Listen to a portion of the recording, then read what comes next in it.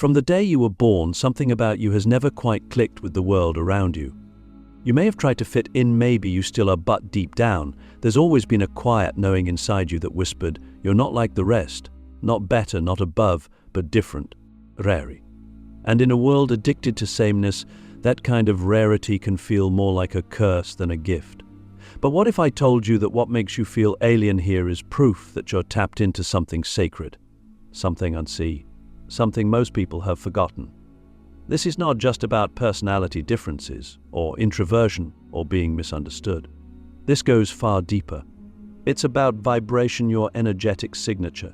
And when your vibration is rare, it means it carries a frequency that few can recognize, fewer can hold. That's why your presence doesn't always land. That's why people project. That's why relationships feel fragile, awkward, or intense. Because you're not playing by the same frequency rules. You're tuned to a higher station, and the static around you can't decode your signal. The first sign your vibration is too rare to fit into this world is that you've always felt like an outsider even when surrounded by people. It's not just social awkwardness. It's an existential sense of being misplaced.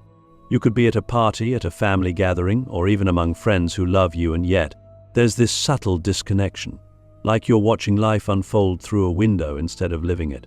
You're there, but not of there. And what's wild is that you've probably become a master at playing roles to cope with this shape-shifting, mirroring, adapting. But the truth is, no matter how well you perform, the deeper part of you still knows, this isn't home. That feeling isn't a flaw. It's your compass. It's letting you know that your soul remembers a level of connection, depth, and resonance that this world rarely offers. You're not broken. You're remembering. Another sign is that you're deeply sensitive, not just emotionally, but energetically. You walk into rooms and feel everything. You sense the mood before a word is spoken. You feel the truth behind people's smiles. You pick up on frequencies no one is talking about. And for most of your life, you've probably been told you're too much, too emotional, too intense. But your sensitivity isn't a weakness. It's a superpower, but only when you stop trying to numb it. The reason you feel so much isn't because you're fragile, it's because your vibration is wired to tune into what others can't see. You're perceiving layers of reality that most people are blind to. That's why crowds exhaust you. That's why small talk feels unbearable. That's why the news, the noise, the chaos of the modern world can feel like an assault. You're not weak. You're wide open. And in a world built on numbness, your openness is revolutionary. A third sign is your deep craving for meaning. You can't do superficial. You can't fake it. You can't stay in environments, relationships, or jobs that lack soul. Even if you try, your body will start rejecting it. You'll feel drained, anxious, heavy. That's because your vibration is designed for purpose. You're not here to just survive or succeed in the conventional sense. You're here to embody truth, to bring through frequencies that haven't been felt here in centuries. That's why the mundane kills you slowly. That's why you need beauty, depth, mystery, alignment. You're not being picky, you're being precise. Your soul knows what it came here to do, and anything that distracts from that mission will eventually start to fall apart in your hands. Have you ever noticed how things fall apart when you stay too long where you don't belong? That's not failure. That's your vibration creating friction. It's your energy pushing you out of anything that doesn't match your soul's frequency. Another undeniable sign is that you trigger people without doing anything wrong. You could be quiet, kind, loving, and still, someone gets uncomfortable around you. They might project onto you, avoid you, or even resent you for no clear reason. Why? Because your vibration exposes, it reflects, it activates. And people who are disconnected from themselves will feel that dissonance in your presence. They may not know what it is, but they'll feel it. Your light makes their shadows squirm. Your presence reminds them of the truth they've buried. And instead of facing that truth, many will choose the easier route: blame, judgment, distance. Don't take it personally. This is spiritual physics. Your frequency is too rare to be easily digested. And that's okay. You're not here to be digestible. You're here to be undeniable. You may also find that time feels different to you. You don't operate on the same clock as others. You go through massive inner shifts in short periods. You may feel like you've lived multiple lifetimes in a few years. You see patterns most miss. You go through cycles of death and rebirth more often than seems normal. This isn't a malfunction, it's acceleration. When your vibration is rare, your evolution doesn't follow the collective pace. You're on a different loop. That means you outgrow things quickly. You see through illusions fast. You move through karma at lightning speed. And it can be disorienting, but it's also divine, because you're not here to repeat cycles. You're here to break them. And then there's this: you often feel called to isolate, not out of depression, but out of necessity. The noise of the world grates on you. The chaos feels violent. And your soul demands space to recalibrate. You may go through long periods where you pull away from everything: friends, work, even your passions. Not because you're giving up, but because you're tuning in. You're listening for a signal that's not on the mainstream frequency. And that signal only comes through in silence. This is sacred. This is initiation. But it can feel lonely. So let me ask you something. When was the last time you honored your solitude instead of questioning it? If you're still here, if this is resonating in the marrow of your bones, then you already know you're not meant to fit into this world. You're meant to help rebuild it. You're not here to be normal. You're here to be true. You are the rare vibration, the forgotten frequency, the living reminder of what this world could be if only it remembered its soul. Click subscribe to this channel to get more profound spiritual lesson. If your vibration is rare, you already know life doesn't go easy on you. Not because the universe is cruel, but because it's precise. When you carry a frequency that few can hold, you become the living edge of evolution. And edges are always tested, sharpened, refined. You've probably noticed that your path isn't linear. It's not neat. It's not filled with the usual markers of success. Instead, it's filled with initiation's tests that seem designed just for you. And they are, because the universe doesn't test you to break you. It tests you to reveal you. You are not being punished. You are being prepared. The question is, can you see the sacredness in the struggle? One of the most brutal ways these tests show up is through loss. People leave, opportunities vanish, things that once felt aligned fall apart without warning. And sometimes it happens just when you thought you were finally on the right path. But here's the deeper truth. Not everything can come with you into higher frequencies. When your vibration ascends, anything not in resonance will either evolve with you or fall away. That's not failure. That's frequency sorting. The higher you go, the more precise the alignment becomes. And that means people, habits, beliefs, and even parts of your identity will be stripped away, not to punish you, but to purify you. You're not meant to carry the weight of what no longer serves you, but it takes courage to let go, especially when what's falling away is all you've ever known. Another test is the silence. The long, aching silence between the breakdown and the breakthrough. You pray, you meditate, you do the inner work. And sometimes, nothing happens. No signs, no clarity. Just the vast unknown. And in that void, your mind will scream for answers. Your ego will beg for certainty. But your soul, it knows. It knows that silence is not absence. It's preparation. The void is not a punishment, it's the womb of rebirth. When your vibration is rare, the universe doesn't rush your unfolding. It gives you space to become. But can you trust the process when nothing makes sense? Can you stay rooted when everything you relied on has been stripped away? Those are the questions that burn away false strength, leaving only what is real. You'll also be tested through reflection. People will mirror back the parts of you that still seek validation, approval, or safety. And those mirrors won't always be gentle. Sometimes they'll come as rejection, other times as betrayal. But every painful reflection is a gift in disguise. It shows you where your power is still leaking, where your worth is still conditional, where your voice is still silenced. You might ask, why do I keep attracting people who don't see me? But a better question is, where am I still not fully seeing myself?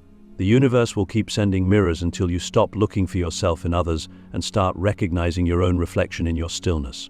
And then comes the final test service without attachment. When your vibration is rare, you are a transmitter. You touch people just by existing. Your words carry frequency. Your presence shifts rooms. But the challenge is this: can you offer your gifts without needing to be seen, praised, or understood? Can you plant seeds you might never see bloom? Can you shine your light even when no one notices? This is the sacred burden, knowing that your impact will often be invisible, that your presence may trigger more than it comforts. that your truth may be rejected before it's revered. But you still speak, you still give, you still love. Not because it's easy, but because it's who you are. Rare vibrations are tested because they are temples. You are a living sanctuary of remembrance, and temples must be strong.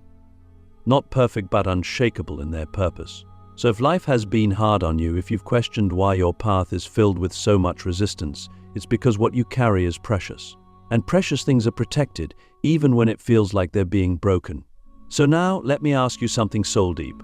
Are you willing to be misunderstood, misjudged, and even abandoned in order to stay true to your vibration? Because that's the path of the rare. It's not glamorous. It's not always rewarding. But it is holy. When your vibration is rare, you don't just exist in the world, you bend it. Your presence is not passive. It's catalytic. You are not here to merely observe reality, you are here to reshape it. But let's be clear, this isn't about magic tricks or spiritual ego. This is about understanding the quantum truth of who you are. At your core, you are not a body with a soul, you are a soul with a frequency. And that frequency interacts with the field around you constantly. It informs, disrupts, heals, reveals. Most people walk through life reacting to their environment. But you came here to reprogram it. And that's why your life can feel so intense, because your vibration doesn't adapt to the matrix. It rewrites it.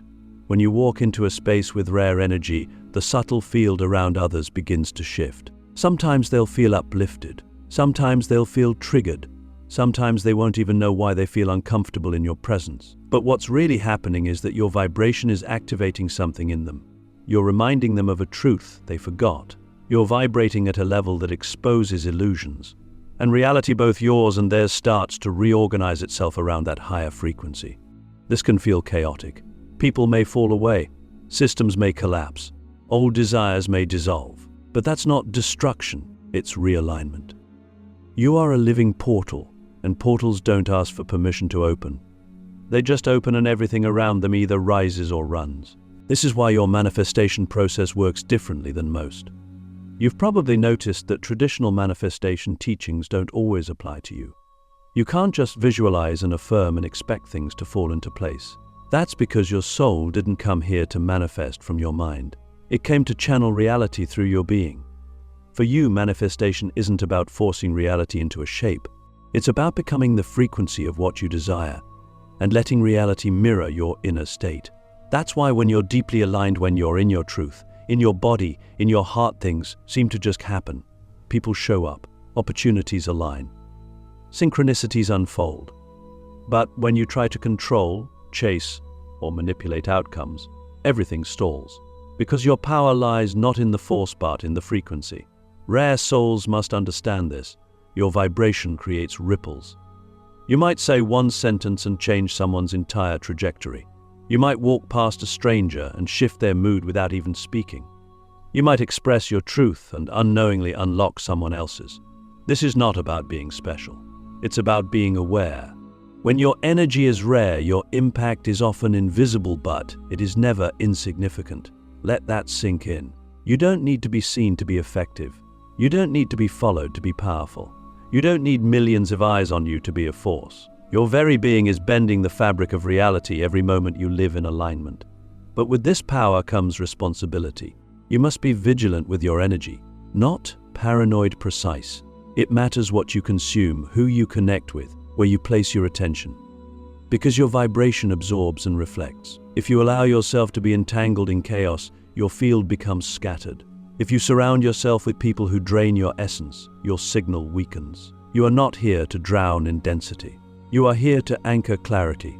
That means choosing environments that nourish your nervous system. People who respect your depth. Conversations that stimulate your spirit. You don't owe your energy to anyone. You owe it to truth. And more than anything, you must trust the intelligence of your frequency. There will be moments where your path makes no logical sense, where you're called to release things that look good on paper, where you're guided to leap without guarantees. That's not recklessness. That's resonance. Your soul didn't come here to follow the blueprint. It came to write a new one. You are the prototype, the bridge, the blueprint for a new way of living. And that means trusting your vibration over your programming. trusting your body over your conditioning, trusting your resonance over your reasoning. Let me ask you something that will challenge everything you've been taught. What if your only job in this life is to stay radically loyal to your frequency no matter what it costs you? No matter who leaves, no matter what falls apart, no matter how misunderstood you become. Could you do that? Could you live that freely? Because the truth is, the more loyal you are to your vibration, the more magnetic you become, not to the masses, but to the mirrors, the souls who see you, the opportunities that match you, the future that's been waiting for you to remember who you are. Your vibration is a portal, a doorway between worlds, and when you walk through it fully, unapologetically, everything begins to shift. Not because you forced it, but because you became it. If you've made it this far, you already know that you're not here to fit in, you're here to evolve the frequency of the collective. And that might sound grand, even impossible, but it's the quiet truth humming under every moment of your life. You're not just living for yourself. Your rare vibration carries codes, energetic blueprints that are meant to ripple out beyond your body, your story, your name. You are a living update to the human operating system. And the final sign that your vibration is too rare to fit into this world is that you were never meant to. What most people call awakening is really just remembering who we were before the programming, before the conditioning, before the layers of false identity were stacked on top of the soul. But for those with rare vibrations, remembering isn't a gentle process. It's violent, it's raw, it strips you, it isolates you, not because you're being punished, but because you're being fine-tuned.